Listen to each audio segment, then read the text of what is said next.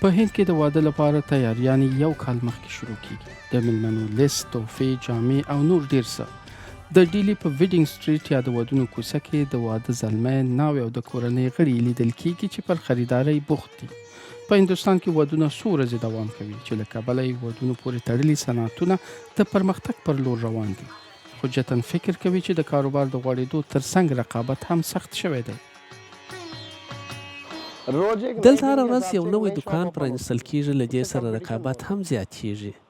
که د یوې لنګې بیه 4.5 وي، موږ یې په 15,000 خرڅوو، یعنې یوازې 500 ګټو. په هند کې د ټولې کورنۍ لپاره خریداري کیږي، خو په آلمان کې بیا وضعیت د دې برعکس دی. په آلمان کې زلمی او ناوې په دغو مراسمو کې د خپل واده لپاره یو اندازه خریداري کوي.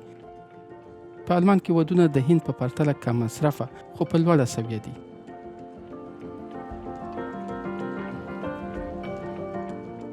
اوس هم یو شمېر ودونه کېدونکي دي چې موږ ورته خوښ یو، خو په مجموع کې خلک پر ودونو کمې پیسې مصرفول غواړي.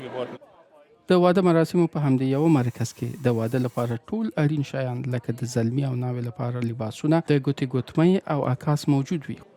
خو د اقتصادي وضعیت له کبله دلته د خلکو شمیر یو څه کم دی. په هند کې بیا وضعیت یو څه بدل دی. څو میاشتې مخکې په ممبئی کې د هند د تاریخ یو تر ټولو قیمتي واده ترسره شو.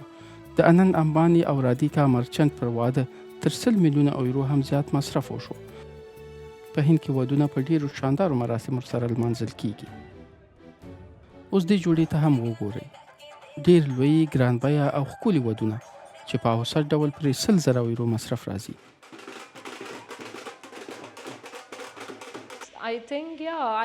زما له نظره د هرې ناوې لپاره دا د هغې د ژوند د بدلون یوه یادګاري شیبه وي. دا زما د ژوند تر ټولو لویه ورځ ده.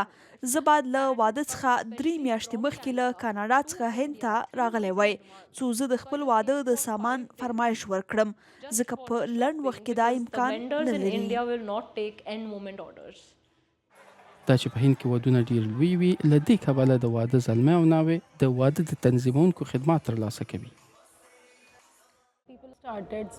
دا په یوه رقابت اوښتی، ځکه تاسې پوهیږئ چې هره جوړه غواړي له بلې جوړې یو څه مختلف اوسي.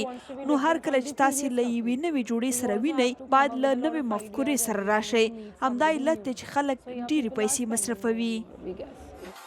له هند څخه یو څه کم، خو په هر حال په آلمان کې هم د واده د تنظیمونکو دود موجود دی. دغه واده پلانونکي له خپل کار څخه هم خوښ دي. زما مشتریان هغه کسان دي چې ټول وخت کار کوي. هغوی غواړي چې په دې ورځ وکولی شي په ارامه ذهن سره په خپل واده کې ګډون وکړي. دغه جوړه خوشحاله ده چې د خپل واده لپاره ډېرې طرحې اوري. دغه واده به د دوی لپاره یوه یادګاري ورځ وي.